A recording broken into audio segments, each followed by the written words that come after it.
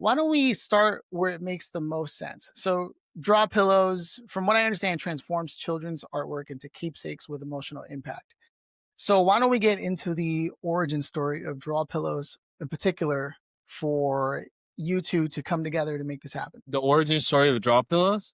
Yeah. How did this idea germinate? Oh, okay. So pretty much, I have a friend, who makes couture pillows. So like for let's say Budweiser, let's say Coca-Cola, let's say, like the corporates with like their photos and things like that on it. So my daughter draws a lot, and I was like, let's just put this drawing on a pillow. And when she got those back, we made a few of them for her. She wanted 40 of them, and that was a very high emotional resonance that I saw in the market. When your consumer wants 40 of them, like, my kids don't even ask for 40 toys, for example, 40 mini brands, for example, let's say. So that was just a high emotional resonance, and we went with it, and we built this brand, and yeah, and then it resonated with all the mommy influencers and so on and so forth. As parents, how did you see this impacting even some of your own children? I mean, as far as like encouraging creativity and encouraging them to get back to the basics and just draw every day because they're constantly working toward a drawing that's going to be good enough for the next draw pillow. And actually, upon getting into the business, we actually realized there's so many cognitive benefits that drawing brings. So it's attention span, memory, stress reduction, so many things. And then if you look at the same amount of time on screen time, it's like literally the opposite. So it's honestly become much more than just the pillows. It's really now become about encouraging the kids to create more and encouraging them to just get back to using their minds and not just consuming screens. I was just about to bring up the tablets. There is a thing that a lot of parents are a little stressed out. There's a lot going on, and the idea of having to sit down with their kids to do this, while it does create emotional moments, right? A lot of them just don't have the capacity or the time or the energy, even though this is a cathartic item here. So, if you had a message to share with them, whether the kids can do it alone and it's fun, or here's an opportunity, what would you say to those parents who think they're too stressed out to try to dive into a draw pillow with their children? So actually, I'd say to our friend David's point, something that he really loved about it, he was like, nowadays it feels like everybody is just taking a video of their kids doing something cute just to post it. And this is actually, encouraging you to sit down and do it with your kids. And I haven't drawn since I was like a teenager. And I've been drawing with them all the time and like making draw pillows with them. So it really does encourage that. But at the same time, instead of us, using a screen to babysit them in the mornings, they would get their markers and stuff out and go to their little draw cubes, and they're already working on it by themselves. So giving them that reward to look forward to makes them want to work on it themselves. So you can take it either way. Are you See, looking see, to? Oh, go ahead. See, here's the thing about like the drawings and whatnot. See, this is a tangible good, right? Our slogan is art you can feel. So when they get one of these things that they've drawn, this feels like a character that they're gonna hug when they go to sleep at night. So that's the difference between just drawing it on a piece of paper and then turning it into a pillow. And then to further go in on that, it's humans have been drawing before they have been writing. Okay.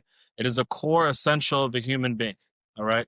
Kids draw before they write. Humans draw before they write. Thousands and thousands of years, tens of thousands of years, as far as the separation there.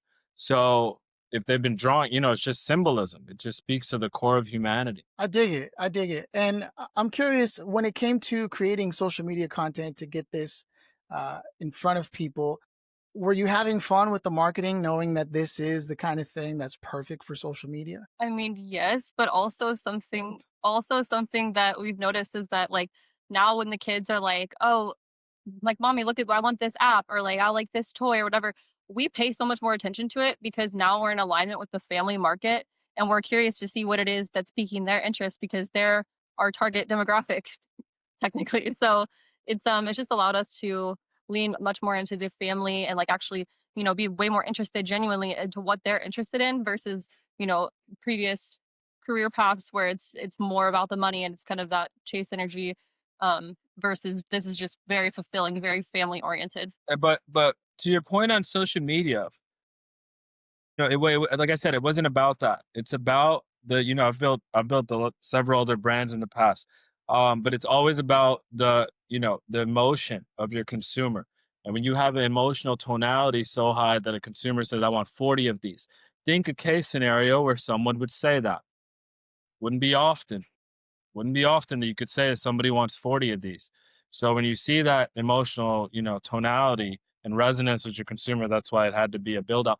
Now, social media was, it's its own animal, and hey, that's the consumer, and a child has pure emotion.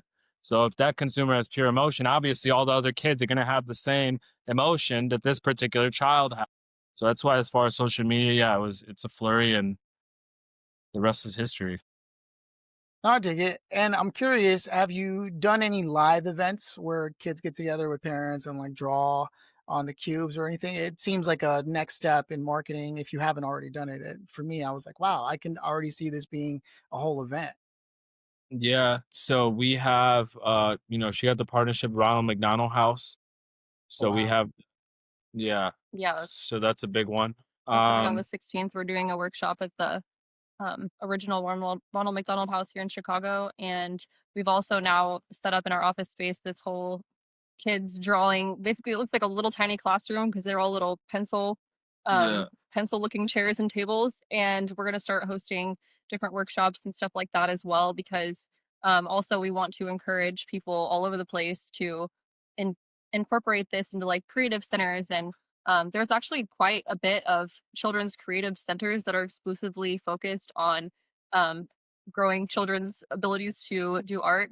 So it's very interesting because you would never think to look for that until you're obviously in this. Now, is this something that you bootstrapped together or did you secure funding for this? Bootstrap, Yeah, man. Ooh. Talk about bootstrapping. because the thing is, I we mean, want to Yeah. maintain the What? control and Whoa, what you got? yeah.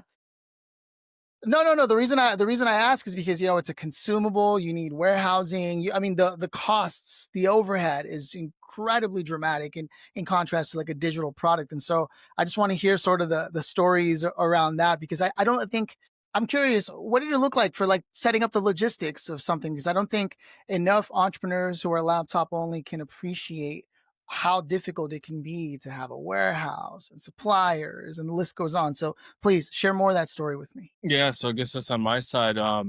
Dude, when I was going through the menu, you would think it's pretty easy, right? As far as pillows go, it's not an easy game. It's not an easy game. I went through 16 manufacturers in order to find the right one. Finally found the right one, which is not located in the state. I'm in Chicago. I'm in Jordan land. And that factory is not located in Chicago. So then you had to find certain logistics that are like 15 to 20 minutes from this particular warehouse that could do a pickup every single day and that could ship it out that has the most stellar rates. And I did find that after going through like 6, 7 different logistics teams. Luckily for me, I have a lot of connections in all those spaces due to the fact that, I built several other brands. So luckily, I had those connects, and that was able to connect. I synced it up pretty fast. I think it took about 1 to 2 weeks. Which is saying something because if you had the connections and the experience after having launched that many brands, can you only imagine if this would have been your first business ever? Okay, yes, but no, because honestly, he's saying that he's not giving himself enough credit for the work that was required for that. Because, Oh, the logistics, yes, that the connections came into play, but as far as the manufacturers, I mean, we're talking, we're freaking looking up every damn pillow manufacturer, whatever type of manufacturer that could possibly be. He's yeah. calling. He's just calling, calling, calling, and we obviously wanted to be here in the U.S. as well, and so, yeah, that I mean, that was a lot of time and energy and just not giving up, not just throwing in the towel and going with or settling because we had options too Yeah, that were okay, but it wasn't truly what we wanted. We wanted the hypoallergenic, we wanted certain type of fabric, we wanted a lot of different things, and also the price points are obviously a huge factor as well. So so yeah. This is where the art of business really comes in. Exactly that is you want as high as quality possible, maintaining low cost so consumers actually are interested in buying, all while maintaining a logistics that makes sense that doesn't drive you crazy and you don't lose money on because all of these factors come into play. And that's why I say business is truly an art.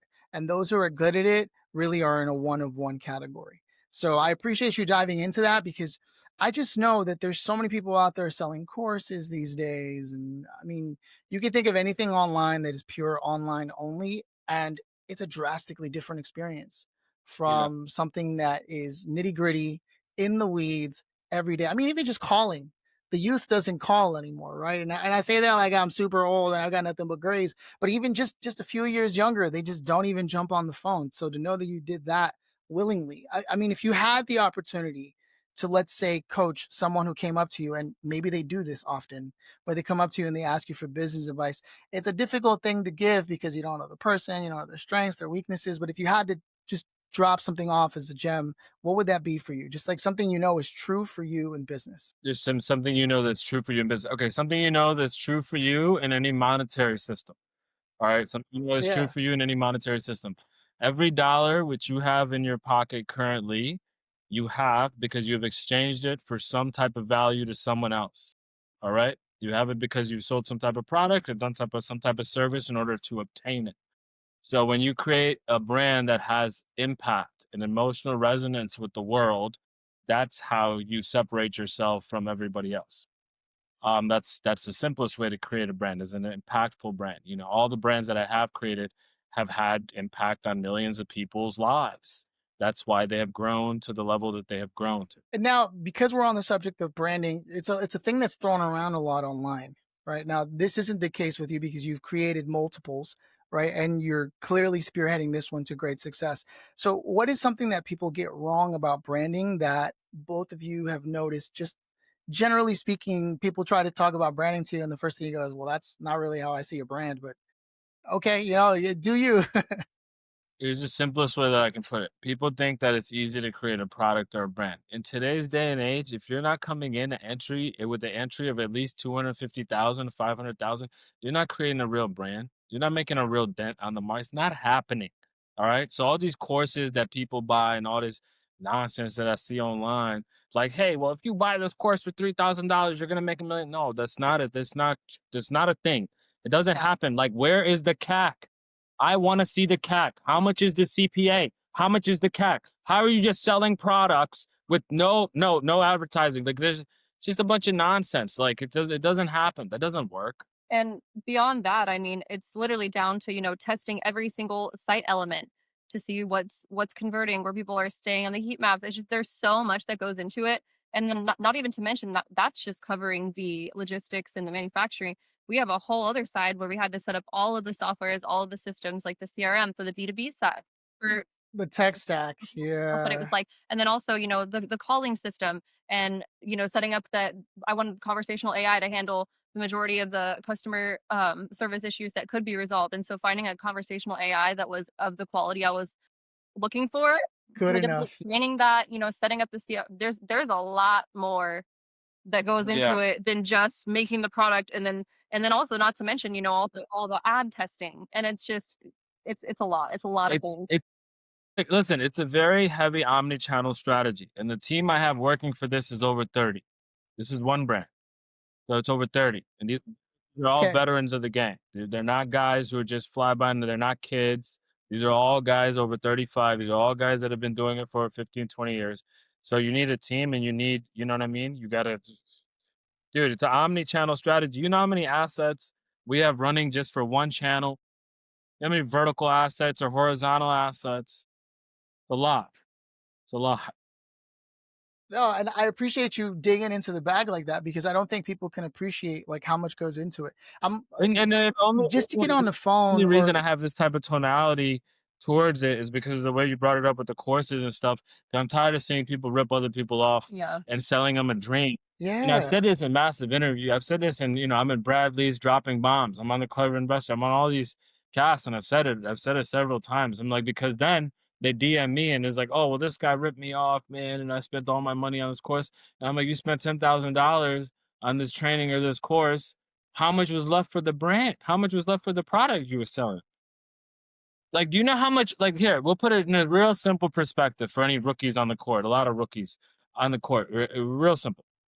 Um, do you know how much money Procter and Gamble or Google spend on just research and development a year? I know it's in the It's in the billions. billions. It has to be. It's in the billions, and they're doing it while studying a lot of data. They have not only Nielsen data, they have all the data across the board, right? So it's in the billions. So when somebody's like, oh, well, I'm going to do this and I can launch like overnight because I took a course. But Procter and Gamble just spent $2 billion researching that exact market. You know what I mean? So with draw pillows, it came about because it's in the name. When I made it, and I just said as a draw pillow, I said, "What else would you call it?" Actually, And actually, no, funny story about this. So this has happened quite a few times with him in the past, but he gets these creative downloads and the name just comes to him. And lo and behold, all of the handles on the social media platforms. I mean, I think the site wasn't too yeah, much, but it's just Toughest part, yeah, and they were available. well, it's like bam, and it's like this is the name, and then what are the odds that something like that would be available? yeah, and this, All of the social handles, and like then what? this, and this one was from Yeah, God. You know, this is a family brand. This one was from God, and I tell Absolutely. you why this one was from God because every time I play, I have to pay to play. All right. I own things like Pepti.com. I own things like OneFace. I own FocusInstitute.com. I own the trademark across the United States as well. So those domains cost 30,000, 50,000, 128,000, so on and so forth. For some reason, this was available and all the handles were available. So it's genuinely a super new, it's a brand new concept. Nobody's ever, you know what I mean? Nobody's even thought of it. And that was interesting to me because it's never available. It's just never available. even when you're making a personal Instagram, think about how rare it is to act. Don't even get me started. Everything that's possible. TikTok I'm already knowing. Yep. available everywhere. Crazy. Every entrepreneur comes face to face with the, you had already had all these ideas. This is the perfect name. And then you go to look it up and it's not Yeah. available. I guess we got to add a one to the end of it, which isn't the same, Right? So you're right. Some of these things just happen for a reason. And as you're saying this, it dawned on me. You sell the pillows. Do you also sell the markers? The brand extension that we have coming, yeah. Brand. So we have draw cubes. Because don't even get me started on the logistics for that. I mean, that's going to be a walk in the park comparatively to the pillows. Yeah. To be honest, and luckily for us, we're in the day and age, especially now with Trump's ridiculous tariffs.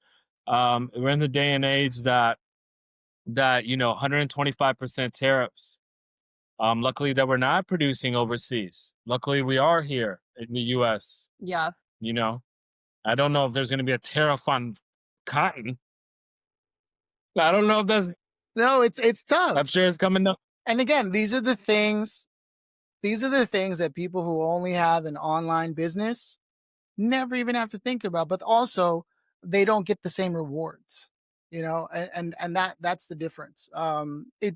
This is truly a game where, as I'm listening to your story and I can hear the experience bleeding through when both of you are speaking, it also seems clear to me that both of you stay out of each other's lanes a lot too, in terms of how you're involved in the business. And I think, as someone who's interviewed over 2,000 entrepreneurs across multiple magazines, one of the things I've always found true is the most successful partnerships were the ones who stayed out of each other's lanes. Was this something you had to actually have a discussion about, as not only partners, but business partners? Or was this something that was sort of just understood because of how long you've been? No, it's actually just another piece of the God-given compatibility, I would say.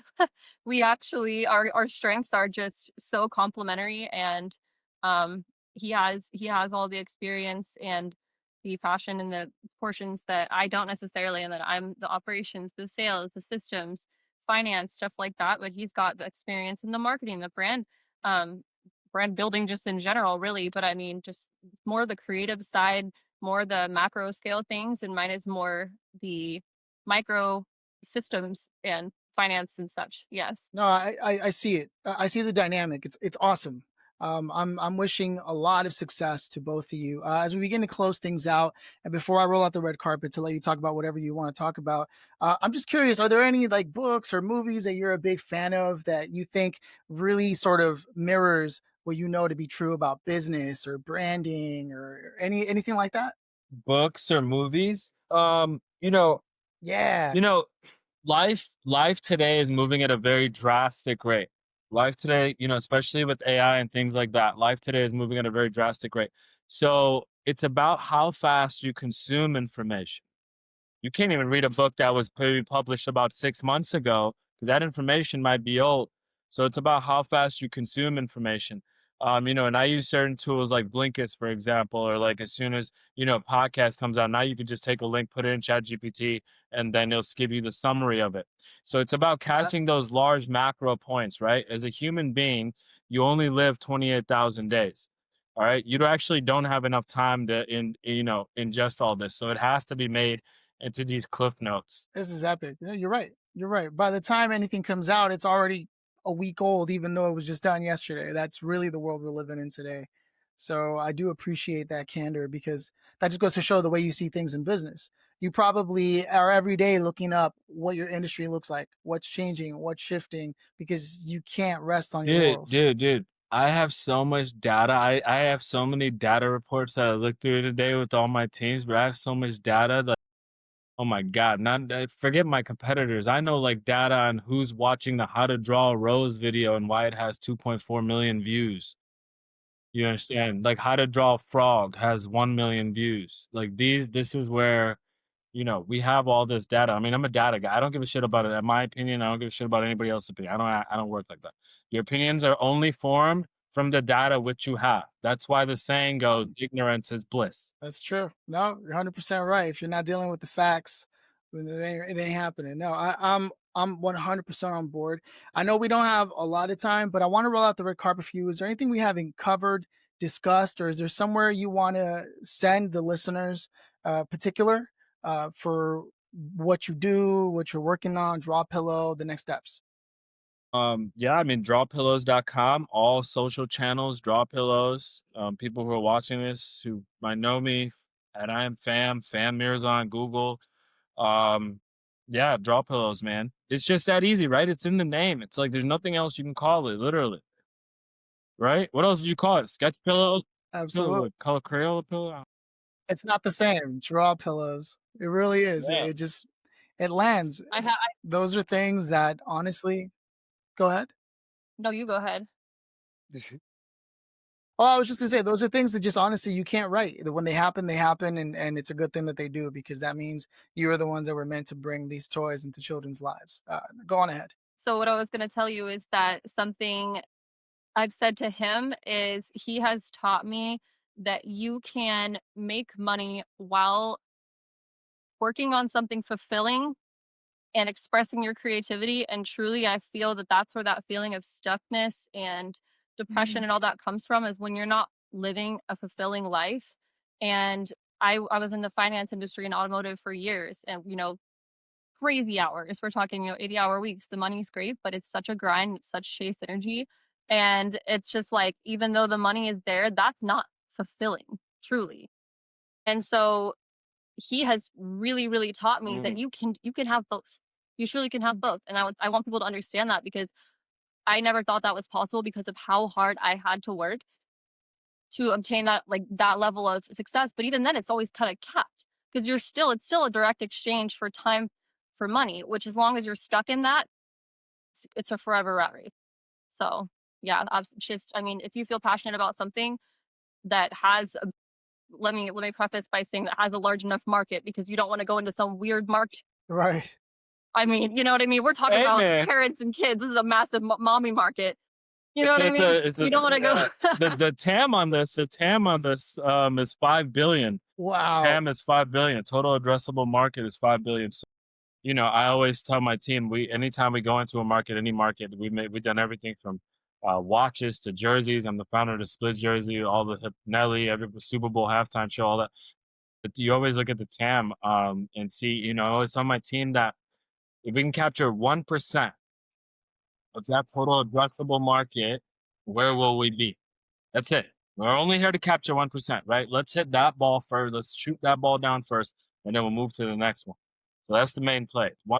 As Right. long as we win that game, 1% at a time. Yeah. well, 1% at a time. Because what is it? 5 billion, the TAM, times the cost of retail, yeah, total addressable minus whatever actual. Yeah, yeah, yeah. Oh my And goodness. also, That's awesome. there is one more thing the advice I would probably give is that, upon getting farther and farther into this, we realized it just happened to work out this way. But there's really not that many other products that are advertising or really can advertise toward the exact demographic that we are. So it's like, kids that are drawing, maybe marker companies, right? Maybe like drawing app, certain things, but think about it. And then you think about different markets and it's like, supplement companies, say for instance, there's a million, right? And so you're competing just to get that ad on that specific whatever it is, right? And so something that we've found with this, which just happened to work out that way, but if you can intentionally do that, definitely do. Yeah. Yeah.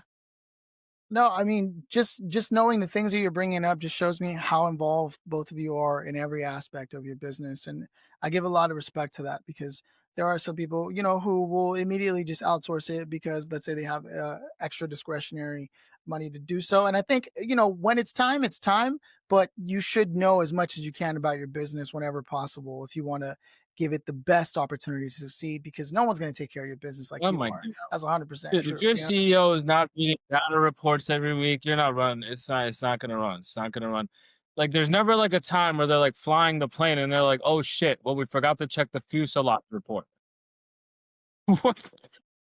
Like they just get it off the ground, No, see, forget this about this is why I like talking to business owners. Yeah, no, it's just you have a different view of reality than I think most people do. You take a lot more responsibility for the things in your life than I think the common person does, and it's no shade on them. It's just it's a different breed of yeah. person, Well, I mean, to take on the and business, to also take on risk. going back to her point about going back to her point about the passion thing, right? It's always about like what is your passion in life? Because the passion that you have towards the game will is how many wins and how many losses you'll have. All right. But the passion is what gets you through the losses. Success is the ability to go from one failure to the next with no lack of enthusiasm. Now, if you don't have passion for the game, you're strictly doing it for money, you will get tuned out, you'll get burnt out. Obviously, there's no way you're going to go through all those losses. Takes a lot of losses. I mean, there was a guy, he made his light bulb, right? There's these light bulbs, and they said this guy did over 10,000 experiments. So his name was Edison, Thomas Edison. So anyway, so this guy did 10,000. Like, think about that. Think about his level of passion and dedication, Right, right. Some people quit after the first rejection. Yeah, yeah, right? yeah. That's one. Yeah. So it's one of those things, and it's No. also an impact game because to me, I've always done brands that are somehow are based around my life. It's the era that I was in at that time as a creative. So for example, I'm the founder of the Split Jerseys. That's when Nelly wore it in the Super Bowl halftime show, Britney Spears, Aerosmith, all that. That's when I was real big into fashion when I was a kid. I was 14 years old. Then I'm the founder of One Face, which is like a philanthropic brand. We built, wells and we built greenhouses and gave out stoves in Haiti, so on and so forth. That's when I was in that phase of my life. And now I'm in a real family phase of my life. And Draw Pillows was it because, drawings are something that impact the world. Like I said, before we learn how to write, we learn how to draw symbols. So with that said, kids today, in today's day and age, they need that. They need to draw. All right. We're already getting so separated from digital and what's real and what's not real. This is an activity that really does bring them back down to earth, bring them back down to godliness, I want to say. So Bring the them, creator sort like we are creators truly. So it's just like tapping into that because sometimes you're looking externally constantly to find and you like you said, like the all the podcasts and the books and the YouTube and whatever. And it's like so easy to just be so sucked into the consumption that you're not looking inward and you're not channeling your own God given creativity. Absolutely. And this is yeah, you're like this is one thing I won't take over is you literally pen to material yeah. and expressing yourself and then looking at it, holding It's, it yeah, like it's visceral. just pen to paper. So you're still drawing on a piece of paper, you're taking a photo of it, uploading it, boom, pillow. That's it. Draw pillow. That's amazing. Yeah. That's amazing. Dude, No, new I'm site. I don't know when this airs. When you guys see the new site, it's gonna blow your mind. You're gonna be blown out. Promise you. I believe it. Attention to Wow. detail is very apparent in this And I know conversation. we're wrapping up, but I actually have one more thing to say. What you're saying, no one do Sure. something for your business that the same way that you would, and this is so tried and true because we have the data on it. I made a UCG style video for TikTok, Meta, all that stuff, right? That we've been running, and then we had UCG creators. Did I say that incorrectly? You just, Did I say? Did I say UCG? Oh, you that's just, so you funny. just. I knew what you Yeah. meant But though. anyone listening knows exactly what You you know what meant. I'm saying, whatever. UGC, I know what it is. Okay. And Yeah, user generated content. Right, even right. though I actually personally edited all of those and I added a lot more graphics and whatever, and they're converting higher than they were when they were originally done, mine that doesn't have the special effects is converting the highest of all of them. And I truly believe that's because you could feel the passion about the project. You know what I mean? So it's that the proof is in the pudding in the data, you know? Yeah. Yep. Yeah. It's 100% true. You know, you look And at these tools that are like, let's say, editing perspective for you videos. because I'm a data guy. Just for you guys that are watching this, we're at a right currently we're at a 9.56 CTR. Okay. That's insane because anything 10% and up is like, that's the gold standards. That is wild because there are people who will spend lots of money on creative and having it delegated to be made and then get like a 1% click-through rate, which is like it's sometimes that, and that's like hopefully they have a 1%. So this is a big deal. That means there are eyes on what you're doing. And like you said, the demand was there from the beginning. 40, please. They only say that about cookies, you know? Oh, yeah, Or maybe I cookies. do. There I you don't go. You know. got one. I'm kind of a fatty at Yeah, heart. I was waiting to see. Okay, yeah, cookies. You can eat 40 cookies. I unfortunately I can't. Yeah. Same thing with chips. That's why I just don't keep them at home, you know. But yeah, no, it's been a real pleasure speaking to you too. You know, it's not often I get to have like just a, you know, let's just take the guardrails off and let's just talk real business. Let's talk real marketing. Let's talk the nitty gritty, what it really is. And that's why I appreciate that you brought that to this conversation today. I'm looking forward to getting this published. Like you said So drawpillows.com, correct? drawpillows.com. But we're doing a full site redesign, which will be launched by its end of By the time this airs, yeah. it'll be launched. You'll blog on Okay, okay. drawpillows.com. Yeah. Is there any Right on. No, is I'm there any stoked. like crazy specific question that you have or any question that you have? No, see what I always do after, because I used to come up like super like I needed to ask these specific questions, and after about like the 100th interview, I started realizing I can't treat one entrepreneur or one business owner the way I treat another. Are there things that we want to know? Yeah, we talked about sort of, you know, supply chain, logistics, things that are relevant to your business, right? And then we talked more ethereal entrepreneurship things that really you just have to take a third and second listen to what's being said there and like understand what's really being said, because it's hard to give advice when you're not exactly in that person's shoes. They won't exactly make the same choices. And so what I learned after all these years of doing like over 2,000 conversations is you really just got to let the entrepreneurs be and give them the most opportunity to be their maximum selves. And, you know, not be like, oh, you answered a question I was going to ask 10 minutes later. Can we start over? Yeah. And I've heard the horror stories in podcasting, and I'm not trying to air anybody out, but I've heard that it can be boring and lifeless. But just like you put your blood, sweat, and tears into what you do, when it comes to conversation, when it comes to Yeah. insights, everything, I try to connect Yeah. 100% like I'm right there with Yeah. you and making sure that people get the best of you. And so that's why I do I this, like you know, and hopefully I can scale this. I know that it requires advertising to really get it to where it's going to go. And so I'm working on that.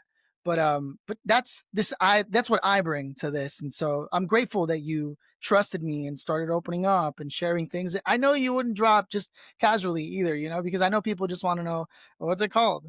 When did you start? Who would you say is it? You know, That's the difference between a good and I can't do yeah. it. I can't do it. I need some seasoning in Oh, my episode, you know? yes, yes. So yeah, no, it's been an absolute pleasure, Fam Keri, to have you here. I'm super grateful that you put your trust in me and this platform to get your message out. I can't wait to turn it around. And everyone listening, again, draw pillows. If you're an entrepreneur and a parent, you have twice the reason to cop one of these and put it to good use Hey. and create a bonding moment because it's there. You know? And then So thank you so much for stopping by. do you have any kids in your life that we can send you some draw pillows for?